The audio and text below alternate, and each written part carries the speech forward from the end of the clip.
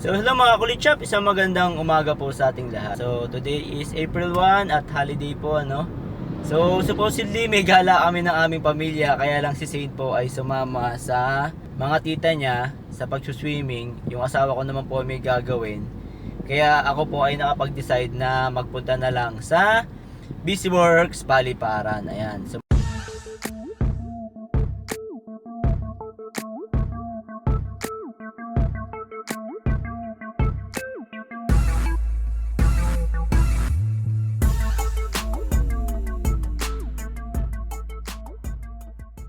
magpapacheck na lang tayo ng ating sasakyan dahil wala naman tayong time para makapagpacheck sa ibang mga araw ano.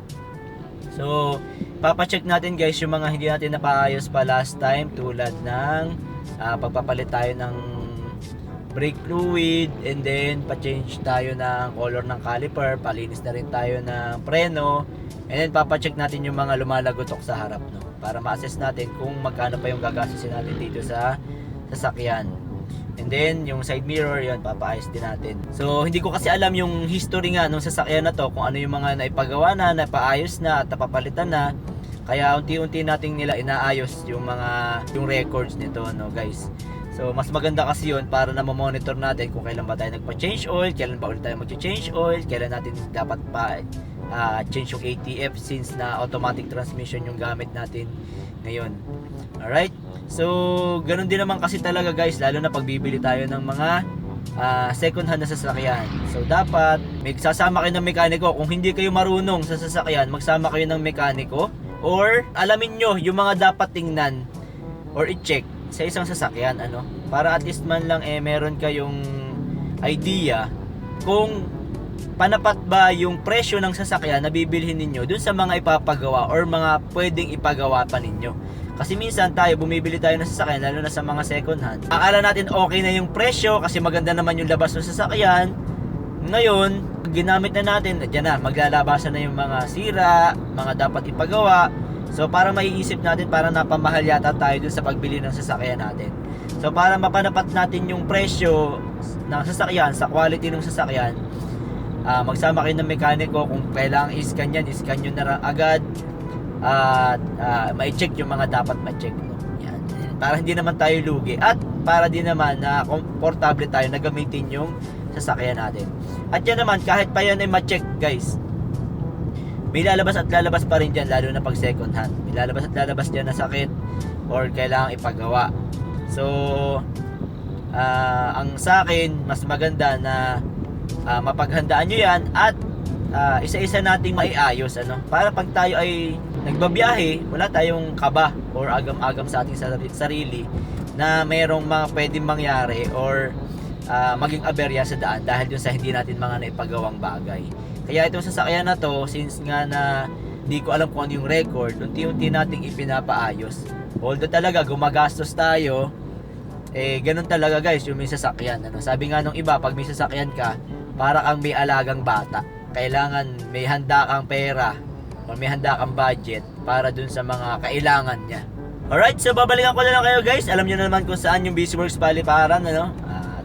Update ko na lang kayo kung ano yung magiging progress nitong ipapagawa natin. So sana kasya yung budget ko. At yun, naipagawa natin yung mga dapat nating maipagawa. So, see you. So, ayun guys, andito na tayo sa BusyWorks Paliparan ano? Kine-check na nila yung pang-ilalim. Ayan, ito si Bossing. Siyempre tayo na nadatnan natin siya. So ito ngayon guys, chine-check na ng tropa yung ating mga pang-ilalim. So ang papagawa natin kasi dapat dito yung automatic transmission fluid. So papadialysis natin and then cleaning, brake. Ayun, papacheck na rin natin. Tapos yung mga pang-ilalim, para makita natin kung ano yung mga dapat natin pagawa sa ilalim.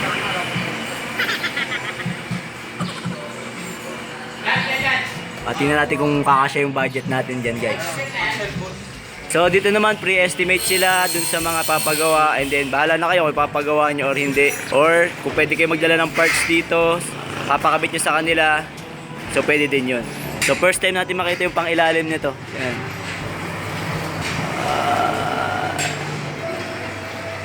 Ayan nga, may mga kalakalawang na. So kailangan na nating i-budgetan to pagdating ng panahon. Mga brake. Okay yun. Estimate lang.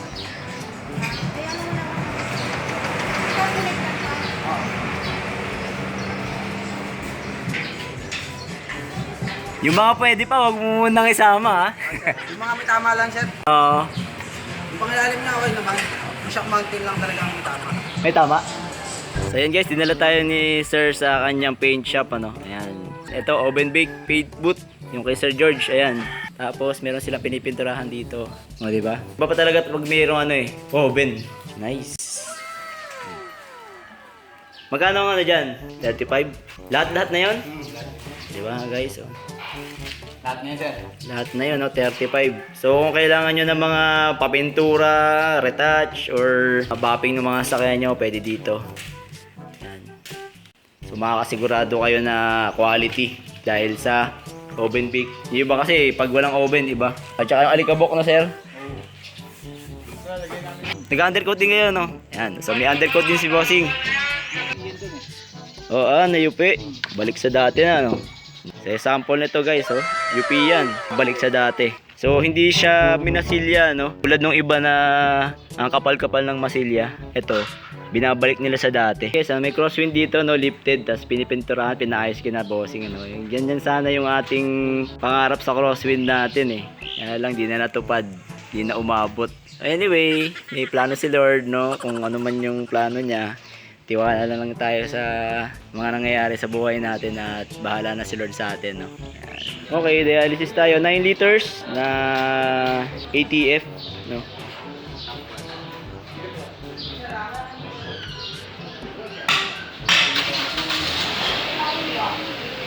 Okay, so yon sa dialysis guys, no. So ang gagawin, kukunin muna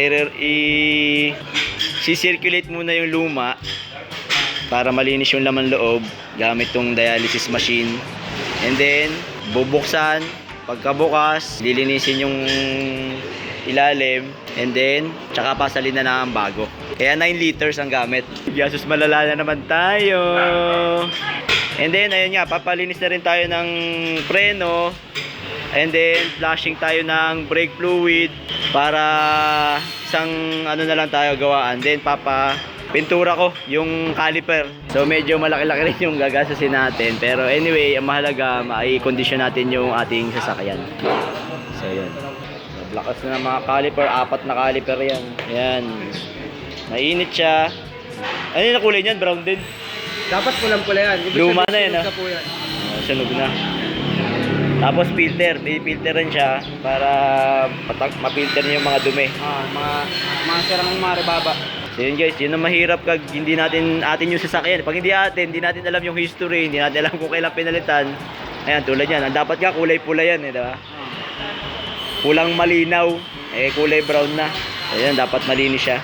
So yun yung importante guys, pag automatic transmission, talagang dapat nagpapalit tayo ng ATF. Mga gaano katagal ang palit nito? Pwede yun to, sir, kahit mga 70,000. 70,000. Pagkatapos pag-repalit, 7,000 na run na ulit. Tapos 9 liters ulit. Pabayaan kasi ng kapatid ko to, eh. Tapos sir, sa ngayon, hindi na yung strainer nyo, linisin lang natin. Oo. Sunod na palit ng ATF nyo, papalitan na. Palitan. Ito bago kasi. Ayan, bago. Ito luma. Ito na siya. Ayan. Talagang ano na, sunog na yung ATF, no? Sunog na. So ayan, pagbago. Tingnan nyo yung pagbago. Yung mga ganito kulay, malinaw na pink. Pinkish. Ito yung luma natin, no? Tingnan nyo, maitim. Kita-kita nyo naman dito, oh. Dapat yan pinkish na ano, clear, ma-clear na. O siya, papalinis natin to guys para sigurado na tayo sa mga preno-preno. Sunod, ipapaka-underwash naman natin siya. Walang underwash pa yan, di ba? Susunod naman project natin, undercoat. No, pagka napaka-underwash na natin, budget na natin ng undercoat. Unti-unti lang hanggang sa ma-perfect na natin ulit. Tulad nung ginawa natin sa crosswind natin. Shoutout kay Kuya Mark. Matagal na natin kilala to, tropa natin. John Lloyd.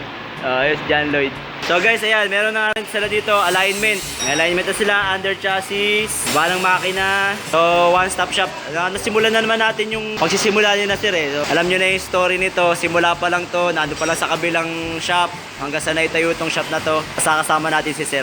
At unti-unting lumalago yung kanilang shop. At may paint shop na rin sila dun sa, yun, sa bandang likod. Pinakita ko sa inyo kanina, may paint shop na sila. So kompleto na dito guys. Wala na kayong hahanapin pa dito. Kompleto na dyan. Aircon, meron din sila dito, tsaka electrical.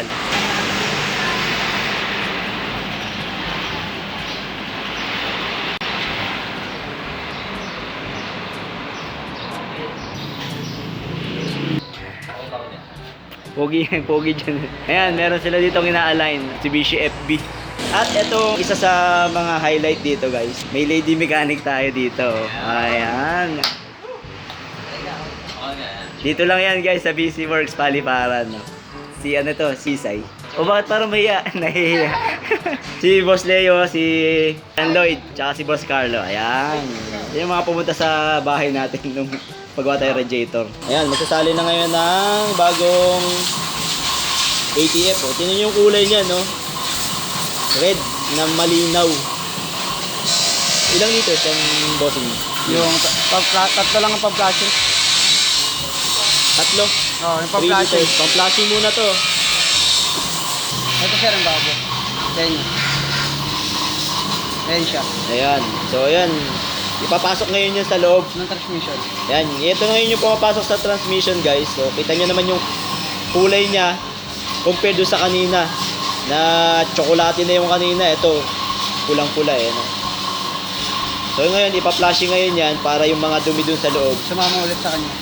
Sama ulit para ma-filter ulit siya.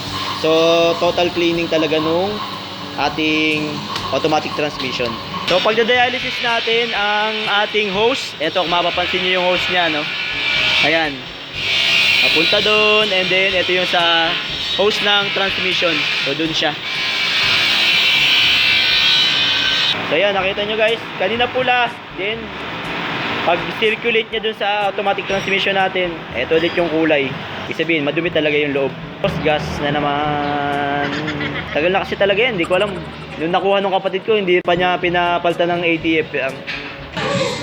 Hindi, konti na lang yan.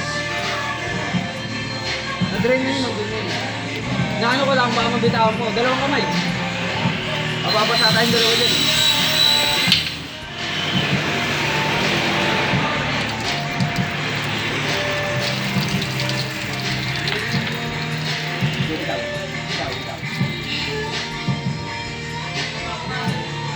Ilalim. Yun yung body niya. Lilinisin lang muna, ano? Sunod na ano yun, dialysis pa.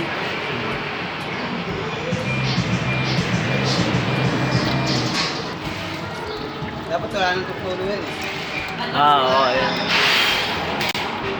So, yun yung filter niya guys, barado na. Papalinis lang muna natin. Then next na change ng ATF natin, tsaka natin siya papalitan. Ito guys, tingnan nyo yung cover niya. Oh. Ayan, may magnet yan. Oh. Ayan yung magnet. Ayan, oh. Diba? Pangkuha ng mga dumi yan. Oh. Tingnan nyo yung dumi niya sa loob. Yun, oh. Magaspang na. Yun, grabe. Grabe ang dumi. So, ito muna yung ginamit natin. Toyota 80 Fluid WS, no? Yung Toyota talaga muna. So, tsaka na natin papalitan pagka umayos yung performance niya.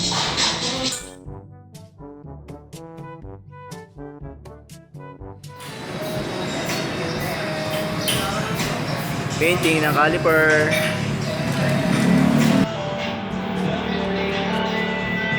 Oh, ganda ng kulay, oh, red. Oh, di ba? Labas yung kulay niya.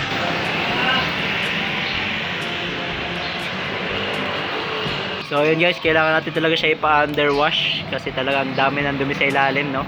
Meron din tayong mga ilang kailangan pang ipa-project dyan, i-project. So, for the meantime, cleaning muna tayo ng preno, tapos painting ng caliper, ulit tayo ng ATF natin, and then dialysis.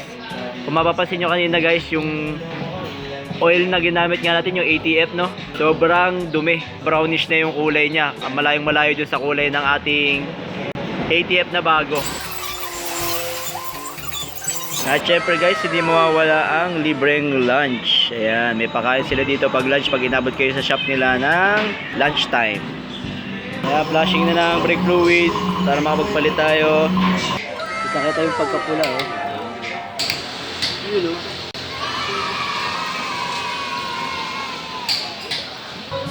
So guys, pauwi na tayo, no? At ang nagastos natin ngayon ay tumatagigting na 11,250. Ang services natin na in-acquire ngayon is dialysis 1.5, and then meron tayong Toyota ATF WS na 3 liters 1,950, ATF WS 6 liters 3,900. Nag-pull down tayo ng Matic pan at clean ng strainer 1.5, and then silicone gasket para dun sa oil pan 200, gas cleaner 100. Tapos nagpa-brake fluid flashing tayo, brake fluid 1.5 plus high temp na Pilox 600. Total of 11,250. Alright, so hanggang dito lang po siguro ang ating video, at sana po yung may nambag na naman ang kapakipanapang sa araw na ito. At sa mga hindi pa po nakasubscribe, subscribe lang tayo sa Kulit Shop. Ang shop na makulit pero walang physical shop. See you in my next videos. Bye bye!